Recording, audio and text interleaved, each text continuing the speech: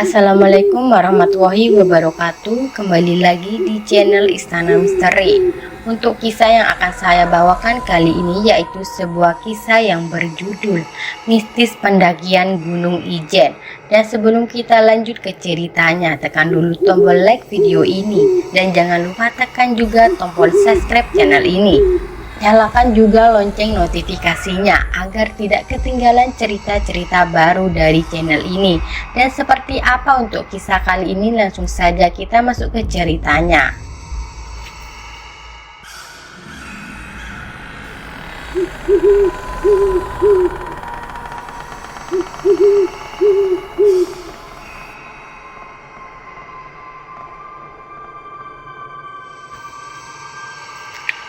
Kereta yang datang dari stasiun Kalibaru berhenti di jalur tanpa aspal. Karena sudah malam, tidak ada debu yang terlihat. Orang-orang mulai turun dari gerbong yang tampak kosong dan lengang. Nampaknya ini adalah stasiun terakhir. Tidak ada pemberhentian lagi di ujung sana. Saya dan Andri adalah orang terakhir yang turun dari kereta. Saat kami turun, udara malam begitu sepi. Saya melihat jam di tangan menunjukkan waktu sudah malam. Bangunan di stasiun ini tampak sederhana dan bergaya Belanda. Meski begitu, stasiunnya bersih dan nyaman. Hanya ada satu orang karyawan stasiun yang terlihat berpakaian seragam dinas PT KAI. Karyawan tersebut memperhatikan kami, mungkin karena tas besar yang kami bawa. Saya dan Andri kemudian berjalan melewati rel hingga tiba-tiba saya berhenti mendadak, melihat sesuatu yang aneh dan unik. Sebuah sepeda motor di atas rel kereta. Saya bertanya pada Andri dan dia menjawab sambil tersenyum bahwa itu Saya bertanya pada Andri dan dia menjawab sambil tersenyum bahwa itu memang hal yang jarang dilihat. Saya pun meminta Andri memotret saya di atas sepeda motor tersebut. Kami berjalan menuju pintu keluar stasiun dan tiba-tiba karyawan tadi memanggil kami, menanyakan apakah kami habis naik gunung. Kami menjawab iya, dan dia tampak antusias karena dia sendiri mungkin belum pernah naik Gunung Raung yang terkenal dengan jalurnya yang ekstrim. Saya ceritakan sedikit tentang pendakian kami dan dia tampak semakin tertarik. Kami kemudian berbicara tentang rencana kami selanjutnya dan saya menyadari bahwa kami membutuhkan kendaraan. Karyawan tersebut menawarkan sepeda motor temannya yang bisa disewa. Setelah bernegosiasi, saya setuju untuk menyewa motor tersebut dengan harga Rp50.000 per hari. Kami menuju tempat parkir motor, melakukan transaksi dan saya pun mengambil motor tersebut untuk melanjutkan perjalanan kami. Saya berpikir mudah juga bisa menyewa motor hanya dengan modal uang Rp150.000 dengan KTP. Saya juga bisa mendapatkan motor seharga jutaan lengkap dengan STNK. Karyawan itu tidak takut kalau motor ini saya bawa lari. Mungkin karena itu motornya temannya.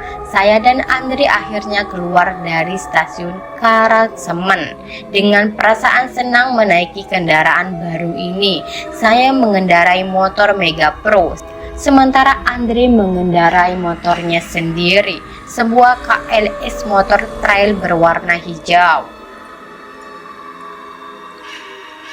Andre mengajak saya untuk menginap di kosan malam ini dan saya berencana untuk mendaki Gunung Ijen pagi dini hari nanti.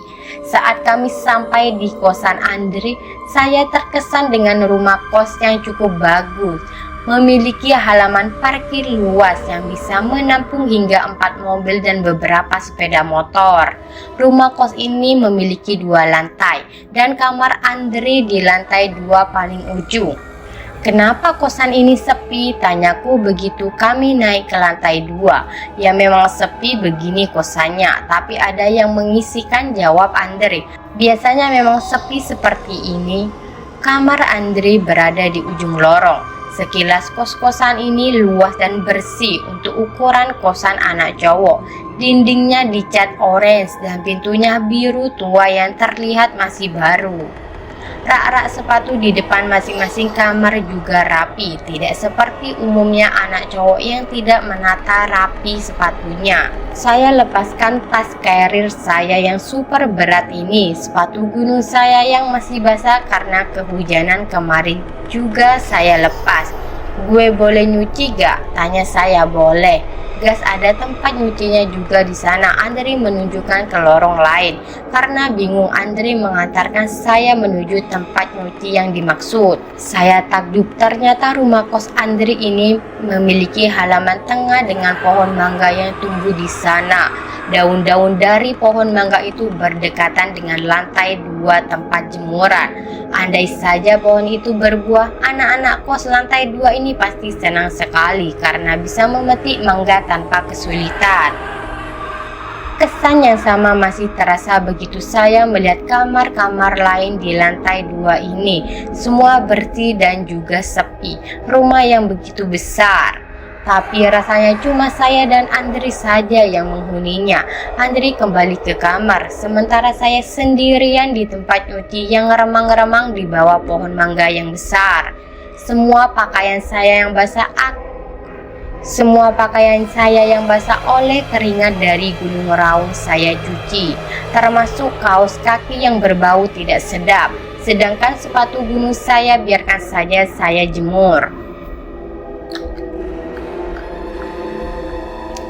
Setelah selesai mencuci, saya berjalan-jalan sebentar di lantai 2 rumah kos ini.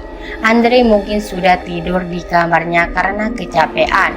Saya kembali takjub, ternyata ada ruang fitness juga di lantai 2. Ruangannya berada di ruang tamu. Saya coba alat-alat fitness yang ada, meskipun tidak selengkap di tempat gym, tapi untuk keperluan olahraga anak kos ini sudah sangat cukup. Saya melihat-lihat ke arah lain, masih sama sepi dan rata-rata kamar mati lampunya. Mungkin penghuninya sedang keluar. Tidak ada hal yang unik lagi yang saya temukan selain kamar yang sepi. Lalu saya putuskan kembali ke kamar Andre. Badan saya sudah mulai capek dan pegal. Tinggal sholat lalu tidur sambil menunggu jam 12 malam nanti tiba. Saya bangun saat alarm di handphone berbunyi tempat pukul 12 malam. Andre ikut bangun, udah jam 12 nih. "Bu, berangkat sekarang ya," katanya mengantuk tapi dia memaksakan diri bangun. Saya ke kamar mandi dulu untuk cuci muka. Barang-barang yang mau saya bawa sudah saya siapkan sebelum tidur tadi. Jadi tinggal berangkat saja. Rencana pendakian kali ini tidak begitu lama. Saya hanya ingin melakukan summit attack ke Gunung Ijen sekaligus melihat fenomena blue fire-nya yang sangat terkenal. Menurut penelitian, fenomena blue fire tersebut hanya ada 2 di dunia. Satu di Islandia dan satu lagi di Gunung Ijen. Setelah itu siang hari saya sudah pulang ke kos Andre lagi, jadi tidak perlu membawa banyak barang. Andre memberikan arahan kepada saya tentang rute dari Banyuwangi ke kota hingga ke pos pendakian Gunung Ijen.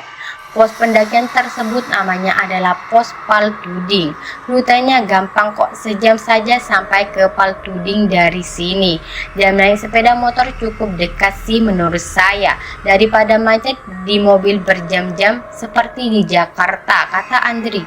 Tapi hati-hati, gas, kamu akan lewati jalan yang sepi dan menanjak. Kamu akan lewati kaki gunung, jadi suasananya sepi dan dingin. Bawa motor sendirian tengah malam di jalanan sepi di kaki gunung pula. Tapi tenang aja, gas, nanti begitu kamu sampai Paltuding di sana bakal ramai kok. Kali ini saya cukup yakin dan percaya diri. Uang Rp50.000 untuk motor Mega Pro ini mulai terasa manfaatnya. Saya bisa ngebut kalau ada apa-apa di jalan, tapi semoga tidak terjadi hal-hal yang tidak diinginkan. Ya udah Andre, gue berangkat sekarang ya, ucapku sambil menyalakan motor. Andre membukakan pintu gerbang, lalu menutupnya kembali setelah saya keluar. Hati-hati, gas, ucap Andre dari balik gerbang yang sudah tertutup rapat. Saya mengucapkan bismillah bersiap meluncur, namun tiba-tiba saya melihat sesuatu yang mengejutkan. Ada seseorang yang mengintip dari kos-kosan Andri yang sepanjang malam tadi terlihat sepi. Andri sudah menutup rapat gerbangnya dan saya mulai menjalankan motor pelan-pelan. Tiba-tiba saya mendengar suara keramaian dari dalam kos-kosan Andri. Padahal sejak kedatangan saya semuanya tampak sangat sepi. Dari kaca spion tampak di lantai 2 kos Andri penuh dengan orang yang berdiri. Saya semakin mendekat perlahan. Bayangan hitam dari dalam kabut mulai terlihat lebih jelas. Ternyata ada 2 orang di pinggir jalan. Satu mendorong sepeda motor dan satunya lagi berada di belakangnya. Saya berhenti dan bertanya, "Kenapa motornya Mas?" "Oh, tidak apa-apa Mas, ini tidak kuat nanjak," jawab salah satu orang. "Apa perlu bantuan?" Saya mencoba menawarkan bantuan. "Oh, tidak usah Mas, sebentar lagi juga bisa jalan," katanya menolak. Mungkin memang benar, trek ini sangat menanjak, jadi wajar saja motor mereka tidak kuat, apalagi motor mereka matic ukuran kecil dan untuk berdua. "Ya udah, saya tinggal ya," ucapku. "Iya Mas, tidak apa-apa. Itu di belakang masih ada teman yang menyusul," katanya lagi. Jawaban ini membuat saya yakin mereka tidak butuh bantuan, jadi saya melanjutkan perjalanan. Rasa was-was dan prasangka negatif saya mulai hilang. Beberapa menit kemudian jalanan kembali normal meski suhu dingin masih tetap menusuk. Di ujung jalan saya sampai pada sebuah gapura masuk bertuliskan "Welcome to Taman Wisata Alam Kawah Ijen." Ini pasti pos pendakian Paltuding. Benar saja, di sana ramai seperti yang dikatakan Andri. Saya memarkirkan motor Mega Pro di tempat yang disediakan. Karena ini pertama kalinya saya kesini. Saya agak bingung, apalagi sekarang sudah jam dini hari dan masih gelap. Hal pertama yang saya lakukan adalah mencari tempat yang ramai. Saya menuju salah satu warung yang ada di dekat situ. "Permisi Bu, pesan kopi hitam satu ya," kataku pada penjual. Penjual tidak langsung menjawab karena sedang mengobrol dengan pembeli lain. "Iya Mas, kopinya berapa?" Baru dijawab beberapa detik kemudian. "Satu saja," jawabku singkat. Saya duduk di salah satu kursi panjang. Warung ini menjual makanan dan minuman serta beberapa aparel pendakian seperti kupluk, kaos tangan, syal, dan lain sebagainya. Tepat di depannya warung adalah lapangan luas yang gelap gulita dengan beberapa lampu penerang yang tidak cukup memperlihatkan seluruh pemandangan. Saya pikir halaman depan tersebut adalah kantong parkir. Terlihat ada 2 mobil yang terparkir sejak tadi. Tempatnya yang luas mungkin bisa menampung banyak kendaraan. Mengingat wisata Gunung Ijen yang sangat populer, saya yakin besok siang tempat ini akan penuh oleh kendaraan yang parkir.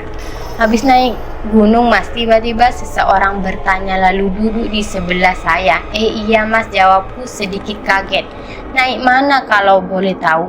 tanya dia lagi. "Gunung Raung," jawabku sambil membetulkan posisi duduk yang tiba-tiba kurang enak. Ini kali kedua saya ditanya habis naik gunung mana. "Wah, hebat Mas, saya juga dari dulu ingin naik Gunung Raung tapi belum kesampaian," katanya. "Ah, bukan apa-apa kok Mas, yang penting siap mental dan persiapkan. Siapa saja bisa naik Gunung Raung," ucapku sedikit merendah namun memotivasi. Tidak lama kemudian kopi hitam pesanan saya datang. Saya dan orang yang baru saya kenal ini melanjutkan obrolan kami. Saya senang karena ada teman ngobrol. Saya menceritakan pengalaman pendakian ke Gunung Raung kemarin, tentang base camp pendakiannya, pos 1 rumah Pak Sunaria yang dikelilingi kebun kopi khas Raung, jalur seram yang dijuluki jembatan Siratal Mustaqim, dan juga sunset di Camp 7. Orang yang saya ajak bicara tampak berbinar-binar, senang mendengar cerita saya meskipun sebenarnya ada cerita horor yang menghantui pendakian kemarin. Tapi untuk masalah itu tidak saya ceritakan. Cukup yang senang-senang saja supaya dia tambah bersemangat mendaki Gunung Raung. Kopi pun telah habis tanpa saya sadari, menyisakan ampas pahitnya saja. Begitu juga obrolan kami yang turut usai. Saya juga menanyakan tentang pendakian Gunung Ijen, tapi rupanya dia tidak paham karena juga baru pertama kali ke Paltuding ini. Setelah membayar kopi, saya keluar warung. Tepat di depan teras dan ada seorang bapak yang duduk berselimut sarung sambil menikmati setiap hisapan rokoknya. Asap rokok terbang tidak terlihat, pikirku. Mau naik apa pak? Tanyaku basa-basi. Siapa tahu bapak ini juga wisatawan. Dia menatap sebentar. Iya mas, jawabnya singkat. Maaf, saya tanya ini di mana ya? Tanyaku lagi, ini Paltuding, jawabnya sambil mengempulkan asap rokok. Oh iya pak, cara masuk ke Ijen bagaimana ya? Tanyaku berusaha mencari tahu lebih lanjut. Kamu beli tiketnya di sana, bapak itu menunjukkan arah, tapi sekarang masih tutup, nanti jam 2 baru buka. Jawab bapak itu lagi, kemudian memasukkan satu tangannya kembali ke dalam sarung sedangkan rokoknya masih menempel di mulutnya. Nanti langsung ke sana saja, ada orang yang jaga biasanya. Begitu dibuka langsung ramai, banyak yang ngantri. Oh begitu pak. Belum lagi katanya nanti mau ada rombongan pakai bis, tambah ramai lagi. Tapi ini belum pada datang. Wah, ramai juga ya pak, ucapku. Oh di sini ramai terus mas. Turis-turis bule banyak tiap hari. Bisa ratusan yang datang, jelas bapak itu. Obrolan kami terus berlanjut, dingin semakin mencekam. Saya hanya memakai jaket motor biasanya yang dipinjamkan Andri dan topi, tapi sedikit terbantu oleh kaos tangan yang saya beli di warung tadi. Setiap pagi buta begini berarti selalu ramai, pikirku. Para turis mengejar fenomena Blue Fire yang cuma ada 2 di dunia. Satu di Islandia, satunya lagi di sini. Blue Fire-nya juga hanya kelihatan saat jam 2 sampai jam 4 dini hari. Jelas bapak tersebut. Saya semakin bersemangat untuk melihat fenomena Blue Fire yang sangat terkenal itu. Setelah obrolan dengan bapak tersebut usai, saya beranjak ke arah yang ditujukan untuk membeli tiket masuk.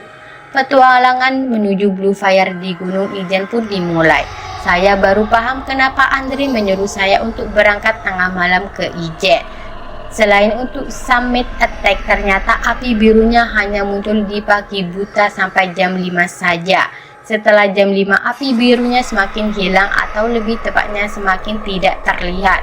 Jam di tengah masih menunjukkan pukul 2 pagi, masih ada waktu. Oh iya mas, saya masih penasaran sebenarnya kenapa bisa muncul api biru di Kawah Ijen dan apa bedanya dengan api biru yang ada di kompor gas yang biasanya kita lihat. Itu sebenarnya seperti ini, api biru tercipta karena ada reaksi antara gas berelang dan oksigen. Gunung Ijen memiliki gas belerang yang tinggi sehingga jika teroksidasi maka akan menghasilkan api biru, jelas bapak tersebut. Lalu apa bedanya api biru Ijen dengan api biru di kompor gas? Tanyaku lagi. Kalau api di kompor gas bisa dimatikan, tapi api biru di Ijen abadi mas, jawabnya. Kali ini saya bisa menangkap apa yang dikatakan oleh bapak tersebut. Memang sih kalau sekedar api biru ibu-ibu rumah tangga juga bisa melihatnya. Tapi api biru di Ijen ini rupanya api yang abadi. Pantas saja termasuk fenomena alam yang sangat langka. Bapak tahu nggak mas? Di kawah Gunung Ijen terisi oleh air asam dengan tingkat keasaman yang tinggi. Selain itu, kawah Ijen juga dinobatkan sebagai danau kawah asam terbesar di dunia. Lanjut bapak itu. Tidak disangka ternyata pilihan dinasti saya ke Kawah Ijen ini tepat.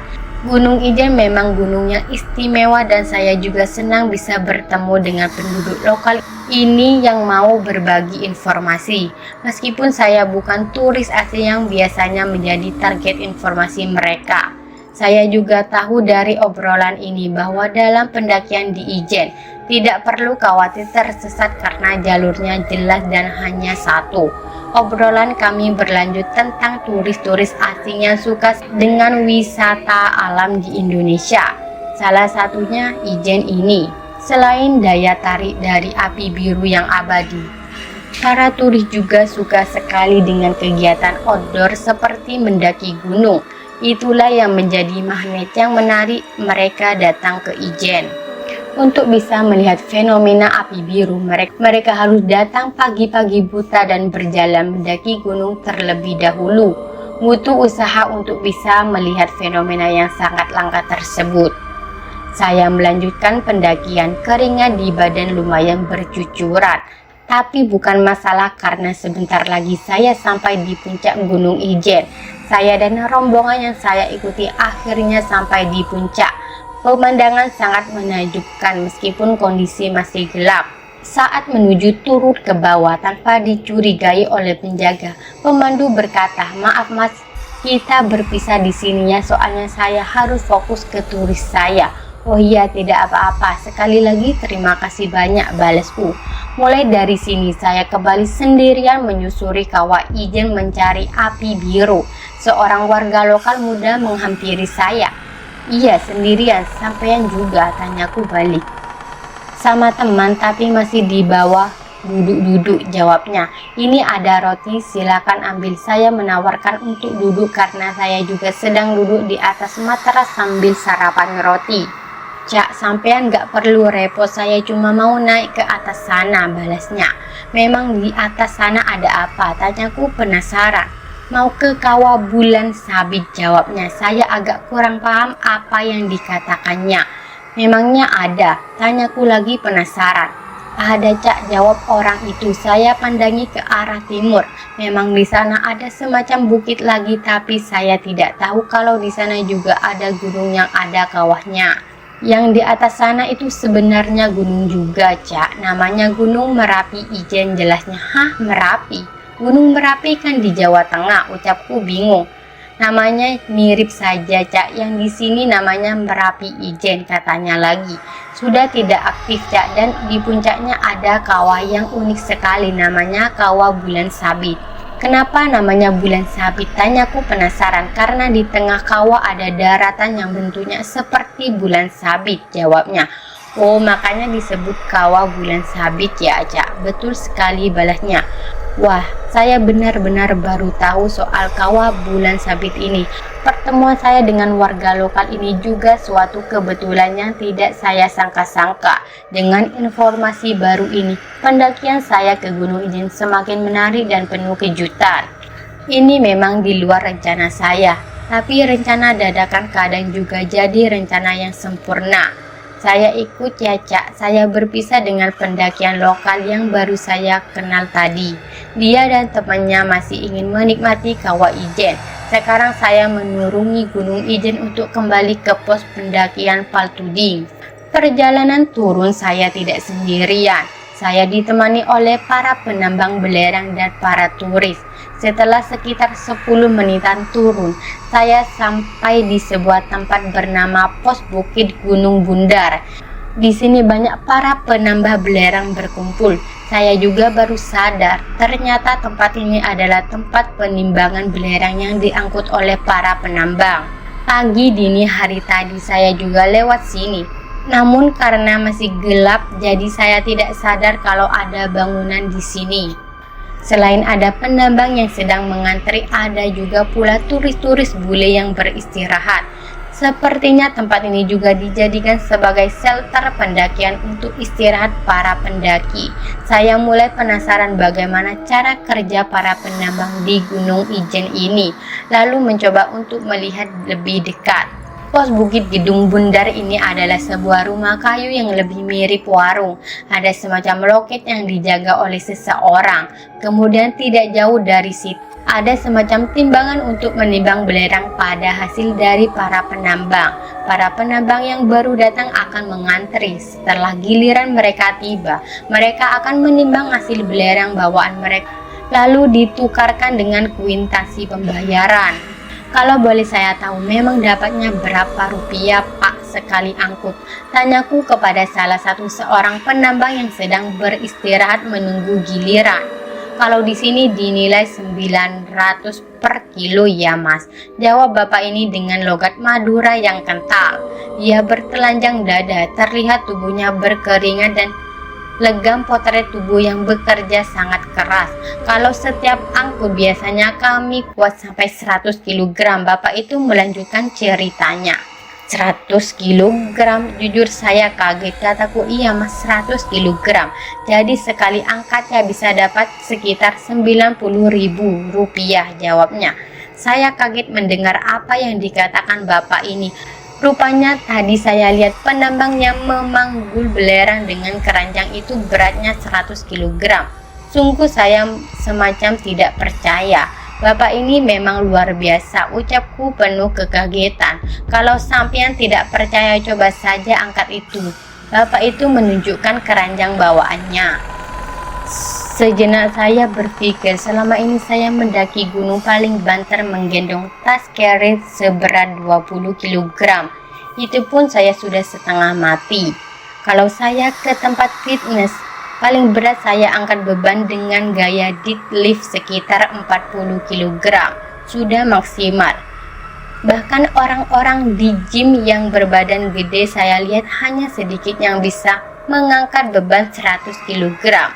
Saya gak bisa bayangkan para penambang ini ternyata membawa beban 100 kg di bahunya. Saya pikir ini luar biasa. Oke pak, saya coba ya. Saya jongkok dan letakkan pundak saya pada ganggang pengangkut belerang milik bapak ini.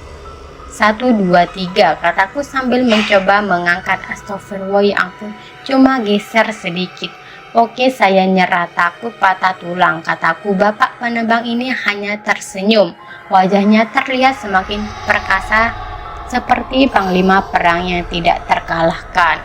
Saya dan orang-orang di fitness kalah dengan para penambang di sini, pikirku. Lalu setelah ditambang, dibawa kemana lagi pak belerangnya, tanyaku lagi.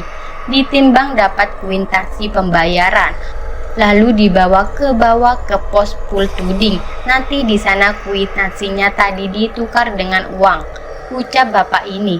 Jadi ini nanti dipanggul lagi sampai bawah pak, tanyaku heran. Iya mas, jawabnya. Saya menelan ludah dan tidak bisa berkata-kata lagi. Betapa susahnya manusia untuk mencari nafkah sehingga harus beradu nyawa dengan kondisi yang sangat berbahaya. Jarak dari sini ke pos pal tuding sekitar 3 km dan mereka harus memanggul belerang seberat itu. Saya mulai merasa malu dengan diri sendiri. Penghasilan saya jauh lebih besar, tapi usaha mereka jauh lebih berat. Manusia memang harus pandai bersyukur. Lama saya terdiam merenung sebelum melanjutkan obrolan lagi dengan bapak tadi. Dalam sehari biasanya mengangkut belerang berapa kali pak, tanyaku. Rata-rata hanya bisa 2 kali, itu sudah maksimal. Tapi banyak juga yang hanya sekali saja perharinya, jawabnya. Memang tidak ada pekerjaan lain pak yang lebih ringan, tanyaku penasaran. Ada, tapi saya sudah nyaman seperti ini. Lagi pula saya sudah menjalani pekerjaan seperti ini selama 20 tahun, jawabnya. Wah, lama juga ya pak, tapi kalau boleh saya tahu kenapa bisa bertahan sampai sebegitu lama pak, padahal kerjaannya kan sangat berat, tanyaku lagi. Bapak itu berhenti sejenak, mungkin dia sudah sering mendapatkan pertanyaan semacam ini. Begini mas, kalau di sini setiap kali angkut hasil tambang langsung dapat uang hari itu juga. Jadi kalau saya sedang butuh uang ya pastinya menambang mas. Kalau sedang kondisi normal biasanya saya cuti dulu tidak menambang, begitu mas. Saya paham sekarang kenapa para penambang bisa betah bekerja padahal pekerjaannya sangat berat dan resiko kematian selalu mengintai kapanpun. Ternyata jaminan mendapatkan yang membuat mereka betah menjalani profesi ini. Setiap kali bekerja menambang belerang, pada hari itu pula mereka mendapatkan gaji. Beda sekali dengan karyawan yang harus menunggu sebulan baru dapat gaji. Para penambang ini juga bisa kerja secara fleksibel, artinya mereka bisa bekerja semau mereka tanpa adanya target dan paksaan dari atasan. Itu yang membuat mereka terbebas dari bayang-bayang stres. Oh iya mas, sampean mau beli ini tidak? Tiba-tiba bapak ini menawarkan sebuah souvenir yang terbuat dari belerang padat. Besarnya segenggaman tangan dan bentuknya bermacam-macam. Ada yang berbentuk kura-kura, kupu-kupu dan lainnya. Wah, kebetulan pak, saya juga sedang mencari souvenir untuk dibawa pulang. jawabku sambil mengeluarkan uang Rp50.000 dan memberikan kepada bapak itu. Saya mendapatkan beberapa souvenir dari belerang yang ditawarkan tadi. Ada sedikit haru di dalam dada. Orang-orang kota seperti saya mungkin terlalu pelit untuk mengeluarkan uang membeli hal-hal kecil seperti produk-produk lokal. Saya juga sering menawar sadis kepada penjual-penjual souvenir di beberapa tempat wisata. Sedangkan jika saya mau beli barang-barang buatan luar negeri, saya sama sekali tidak pernah menawar. Begitu mudahnya uang saya keluarkan untuk membeli produk-produk negara lain, sedangkan produk rakyat sendiri justru ditawar dengan harga rendah. Saya menyesal baru sadar sekarang. Harusnya dari dulu saya lebih sering beli produk sendiri ketimbang produk-produk luar negeri. Terima kasih, ucap bapak itu tersenyum ramah, mengalahkan silau matahari pagi ini. Giliran pun tiba, bapak ini harus menimbang belerangnya. Perjalanan saya lanjutkan kembali. Tidak jauh dari air terjun tadi, saya melewati sebuah pemukiman. Terdapat papan nama yang menunjukkan kalau saat ini saya berada di Kecamatan Sempol, Kabupaten Bondowoso. Saya lanjutkan terus ke depan. Terlihat di ujung jalan yang sangat jauh di depan sana ada perbukitan yang saya kira sudah tidak ada pemukiman lagi. Saya berhentikan motor saya. Saya mulai bimbang, rasanya tidak sejauh ini. Saya coba bertanya kepada salah satu orang yang ada di pemukiman. Pak, kawah wurung itu di sebelah mana ya? Tanyaku kepada seorang bapak yang sedang menyapu halaman. Terlebih dahulu saya matikan mesin motor supaya sopan. Oh, sampean lurus saja dari sini. Nanti ada plang menunjukkan jalan. Kalau dari sini kira-kira 100 atau 200 meter dari sini, jawab bapak itu. Oh iya, terima kasih banyak, kataku.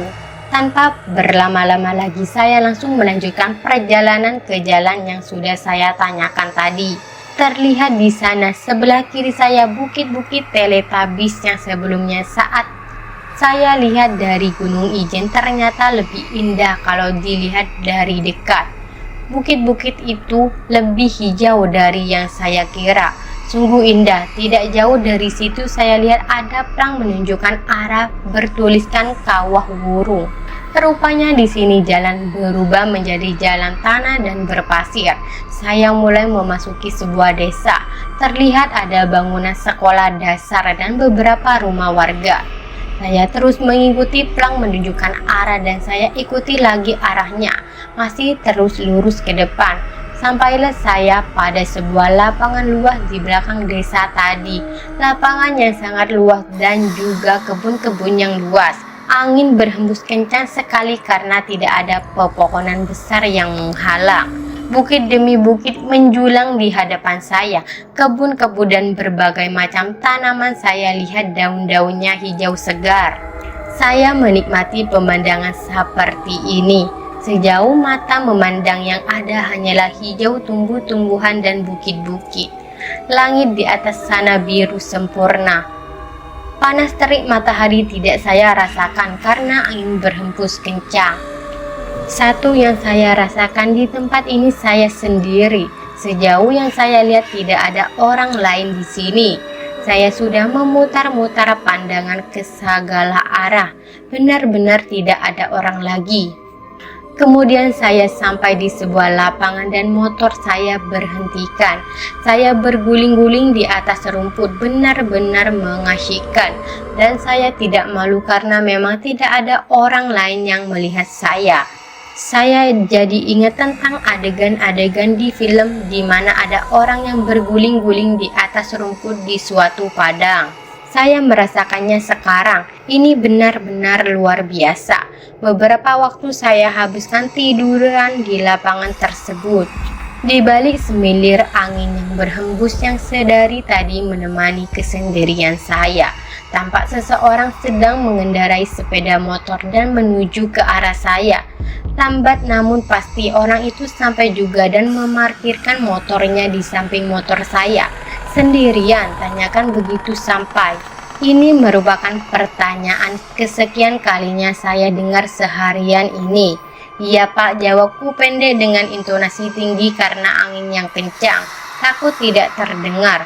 Orang ini yang saya perkirakan berumuran 40 tahunan mulai berjalan mendekati saya. Dia membawa sabit di tangan kanannya dan karung putih di tangan kirinya. Mana mungkin dia akan memutilasi saya lalu memasukkan ke dalam karung yang dibawanya. Saya terlalu prasangka negatif. Lagi pula di tempat ini tidak ada orang lagi. Atau jangan-jangan saya salah masuk kebun orang. Dengan tatapan datar, orang itu semakin mendekati saya. Prasangka negatif saya tidak hilang. Lebih baik saya tanyakan saja langsung, pikirku. Sampai naik sebentar ke sana, langsung kelihatan kawawurungnya. Dia berkata, "Saya hanya mengangguk-angguk saja." "Sampean dari mana?" tanyanya lagi. "Dari Jakarta Pak," jawabku. "Oh, orang Jakarta," katanya sambil tersenyum. "Saya ini kebetulan orang yang ngurus pengembangan tempat ini," ucapnya. Informasi baru yang saya dapat setelah bertemu dan berbicara dengan orang-orang yang baru saya kenal. Memang tempat ini belum begitu dikenal masyarakat, tapi potensinya sangat luar biasa. Coba saya tanya, "Bagaimana perasaan Anda sewaktu melihat pemandangan di sini?" tanyanya. "Indah Pak, indah sekali," jawabku. "Baru pertama kali saya lihat pemandangan seperti ini." "Nah, tuh kan, coba nanti lihat kawawurungnya di sana, pasti lebih indah lagi dari ini." Bapak itu tampak berapi-api, tapi seketika terlihat ada mendung di raut muka bapak ini. "Ya beginilah Mas kita Mas, masih kekurangan dana untuk pengembangan. Kita masih kalah dari ijen, suntikan dana dari pemerintahan juga belum maksimal Mas. Anda lihat sendiri saja, di sini pemandangannya tidak kalah dengan ijen. Rencananya saya ingin membangun semacam guest house di sini Mas. Tujuannya supaya para wisatawan tertarik untuk ke sini dan bisa menginap. Dari situ kan juga menaikkan pendapatan, betul tidak Mas?" katanya. Saya hanya bisa tersenyum. Bapak ini mungkin benar, dia adalah pengembang wisata di sini atau bisa dibilang stakeholdernya. Saya bisa melihat ada visi misi dari tatapan matanya. Potensi alam yang indah seperti ini memang sudah seharusnya bisa mendatangkan banyak pengunjung. Saya sepakat dengan hal tersebut. Namun entah mengapa jauh di dalam lubuk hati saya ingin tempat indah ini tetap seperti ini saja, asri, hijau, dan sepi tanpa seorang pun ada di sini. Bukan egois, tapi saya melihat alam yang asri ini juga seperti bahagia tanpa manusia. Gunung yang saya anggap kecil seperti bukit tadi ternyata begitu besar setelah saya dekati dan berada di dekatnya. Di kaki gunung kecil itu terdapat tower dan bangunan rumah. Mungkin itu adalah bangunan milik warga. Tempat ini terlalu sepi dan saya kurang yakin soal keamanannya. Saya takut jika motor saya tinggal di sini lalu saya mendaki ke atas bukit, bisa-bisa motor saya diangkut orang. Lebih baik saya berkeliling saja melihat-lihat pemandangan sekitar. Saya berkeliling melihat ada beberapa ekor sapi yang sedang merumput di padang. Saya melihat sapi-sapi ini tidak terkakang, mereka bisa bebas kemanapun. Ternyata selain surga buat orang awam seperti saya, kawawurung ini juga surga bagi para sapi. Saya habiskan waktu untuk berkeliling sambil menikmati pemandangan yang ada, hingga pada titik tertentu perut saya berbunyi, tanda saya mulai kelaparan. Saya mulai merasa ngantuk, lapar, dan juga letih. Sepertinya kali ini waktu tidak lagi mengizinkan saya untuk meneruskan perjalanan menikmati alam ini. Tubuh manusia juga perlu batasan. Saya gak bisa memaksakan tubuh saya untuk terus bersenang-senang. Jam sudah menunjukkan waktu 12 siang. Panas semakin terik. Sudah saatnya saat menyudahi perjalanan saya hari ini. Saya harus kembali ke Banyuwangi dan beristirahat. Satu hal yang akan selalu saya ingat dari tempat ini, keindahannya tidak akan pernah luntur dari ingatan saya. Saya berharap suatu saat nanti saya bisa kesini lagi bersama dengan orang yang saya sayangi. Jakarta masih macet seperti biasa, belum lagi kalau hujan turun, genangan air selalu ada di mana-mana. Hari ini saya kembali seperti sedia kala. selalu menghabiskan malam di kantor, lembur dengan pekerjaan yang berjibun. Cuti lama bukan berarti lepas dari segala beban. Justru beban yang lebih berat menanti di hari pertama masuk kerja lagi. Pendakian ke Gunung Raung dan Gunung Ijen yang saya akhiri.